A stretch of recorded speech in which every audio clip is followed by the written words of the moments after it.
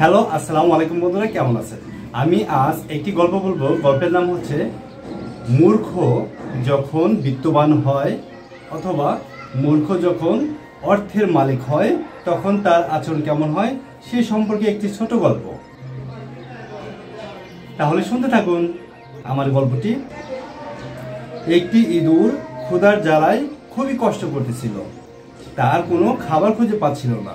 সে একদিন রাজদরবারে ঢুকে গেল। রাজদরবারে কোথাও খাবার খুঁজে না পেয়ে সে রাজদরবারের কামরায় একটি হীরের টুকরো দেখতে পেল। হীরের টুকরো অনেক সুন্দর ঝলমল করতেছিল। ইঁদুরটা হীরের টুকরো খাবার মনে করে গিলে ফেলে। তারপর ভাবে, আমি এখন হীরের মালিক। সে পালিয়ে চলে গেল তাদের আস্তানায়। এমন সময় রাজদরবারে রাজামশাই দেখতে পেল তার হিরেটি আর নেই। রাজামশাইয়ের হিরে চুরি হয়েছে। রাজামশাই রাজ্যময় ঘোষণা করলো, কে আছে যে আমার হিরের টুকরোটি চুরি করেছে? রাজামশাই তৎক্ষণিক সেনাপতিকে ডাকলো। সেনাপতিকে বলল, রাজামশাই সেনাপতিকে বলল, আপনি রাজ্যময় ঘোষণা করেন কে হিরে চুরি করেছে। এরপর কি হলো, সেনাপতি চলে গেল, জ্যোতিষীকে ডাকলো।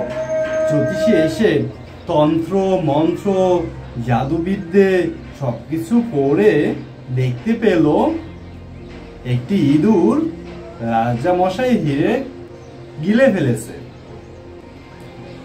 তখন সেনাপতি এক শিকারীকে ডাকলো যে তুমি যদি হিরে টুকরো খুঁজে দিতে পারো তাহলে তোমাকে পুরস্কৃত করা হবে। রাজামশাই তোমাকে পুরস্কৃত করবে। যেই কথা সেই কাজ। শিকারী যে ইঁদুর শিকার করতে পারেন তিনি আসলেন। আসার পরে তিনি ইঁদুর খুঁজতে লাগলেন। ইঁদুর খুঁজতে খুঁজতে কোথাও পাচ্ছিলেন না।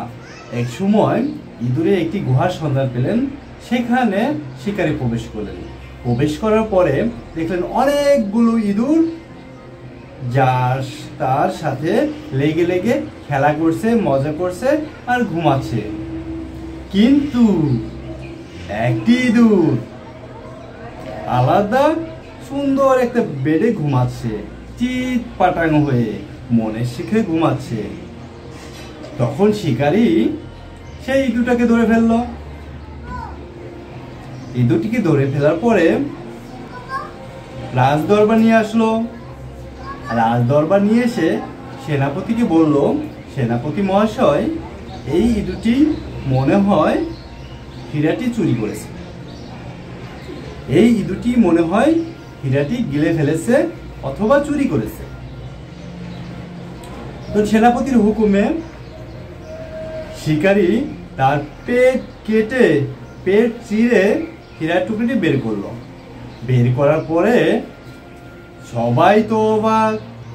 শিকারী সহজেই হীরের টুকরো পেয়ে গেল।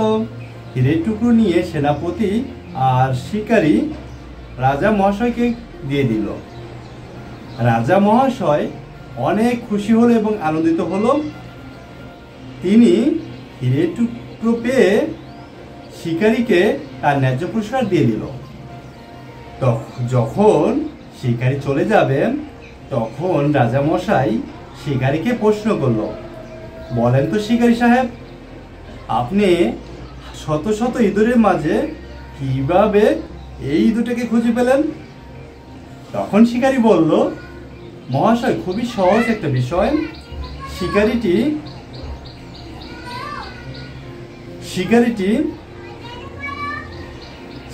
শিকারী মহাশয়কে বলল, খুবই একটি সহজ বিষয়। আমি যখন তাদের আবাসস্থানে গেলাম সেখানে গিয়ে দেখলাম সব ইঁদুরগুলো তার সঙ্গীদের সাথে একাত্রে খেলছে, একাত্রে ঘুমাচ্ছে, একাত্রে সব কিছু করছে। কিন্তু এই ইঁদুরটি আলাদা একটা বিছানা করে সুন্দরভাবে অনেক আরাম আয়েসে চিৎপাটন হয়ে শুয়ে আছে। সে নাকি সব ইঁদুরদের রাজা ঘোষণা করেছিল।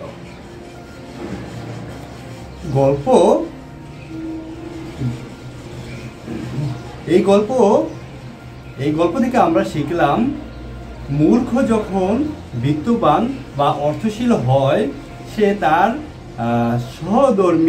সহমর্মী বা নিকট আত্মীয় স্বজনদের থেকে আলাদা থাকতে চায়।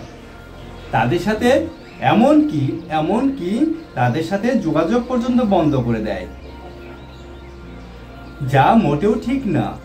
এই থেকে বোঝা যায় যে মূর্খরা যখন বিত্তবান হয়, তারা তার আত্মীয় স্বজনের সাথে সম্পর্ক ছিন্ন করে এবং নিজের দাম্ভিকতা, অহংকার প্রকাশ করে। নিজের আত্মীয় স্বজনের সাথে সম্পর্ক ছিন্ন করে, নিজেরা একা একা থাকতে চায়, যা মোটেও ঠিক না। আত্মীয়তার সম্পর্ক ছিন্নকারী জন্য আছে মহাবিপদ। সবাই একসাথে মিলেমিশে থাকবো, এই বলে আমরা গল্প শেষ করছি। ধন্যবাদ। আমার গল্প ভালো লাগলে পরবর্তী গল্প শোনার জন্য সাবস্ক্রাইব করে রাখবেন। ধন্যবাদ সবাইকে, ধন্যবাদ।